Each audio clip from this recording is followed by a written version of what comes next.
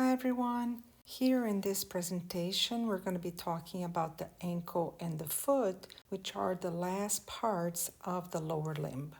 The foot will contain what we call the tarsals, which are the ankle bones. There are 7 tarsals.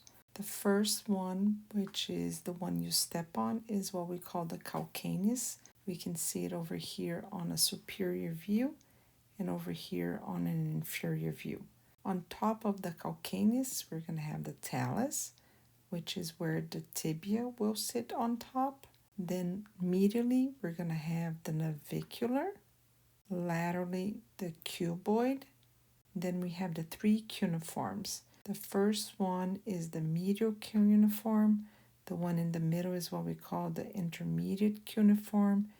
And the one that's more lateral is going to be called the lateral cuneiform. So it makes sense, right?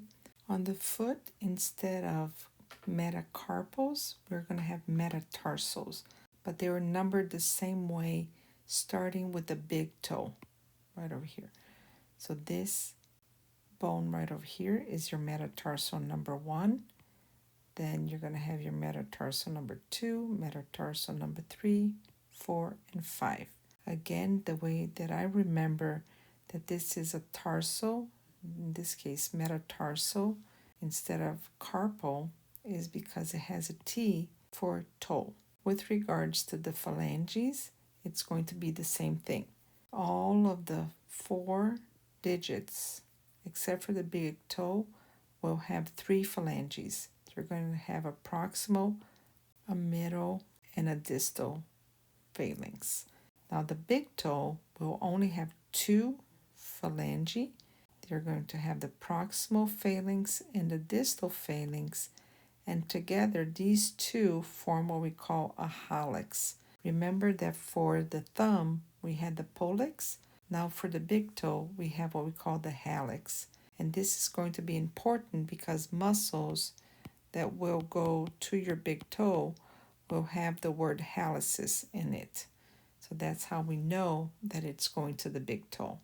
On this image, we can talk a little bit more about the tarsal bones, and we can actually talk about mnemonic, which will help you remember the order of the bones and where the bones are located.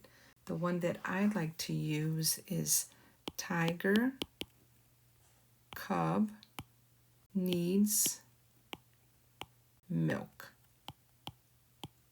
So the way it goes is the talus, the calcaneus, the navicular. Then we come down for the cuneiforms. We're going to have the medial cuneiform, intermediate cuneiform, and lateral cuneiform. And lastly, we have the cuboid, which is lateral. So it goes tiger, cub, needs, milk. Something else that I like to do is that the navicular is going to be medial, and the way that I remember is that M for medial, and right after the next letter is N, so medial navicular.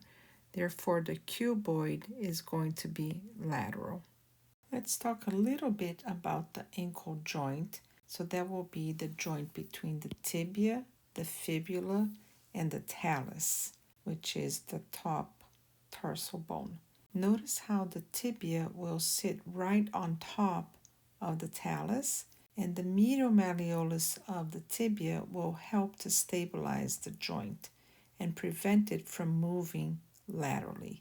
Now the fibula does not sit on top of the talus or any of the ankle bones, but it will articulate with the tibia right over there on the fibular notch, and it will help to prevent the foot from moving medially due to the presence of the lateral malleolus at the distal end of the fibula.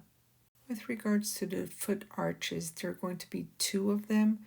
The first one right over here is what we call the transverse arch, and then we're going to have the longitudinal arch, which is made up of 2. There's going to be a medial and a lateral part of the longitudinal arch. Now these arches, they're going to be important because they will allow the foot to support the weight of the body, and it will also provide this ideal distribution of the body weight over the soft and hard tissues of the foot, and this will help to provide the leverage that we need for walking. As you can imagine, these arches, they're not really rigid, so not very hard, and they will move as the weight is applied, and they will spring back when the weight is lifted, and this will help to absorb the shock as we walk. As you can see, the longitudinal arch, they will start all the way back here in the calcaneus, and they will travel all the way to the metatarsals. With regards to the transverse, it will start laterally, right over here on the cuboid, and it will travel all the way medially to the cuneiforms. On the inferior part of the foot, we have a ligament that's called the calcaneonavicular ligament. Like the name says, it will go from the calcaneus to the navicular bone. And this ligament is also referred to as the spring ligament. And as you can see, it's going to have this band of cartilaginous connective tissue that will support the medial longitudinal arch of the foot. If there's a failure in the spring ligament, this will lead to the flat foot deformity because it won't allow the foot to spring back as it does not form the arch properly.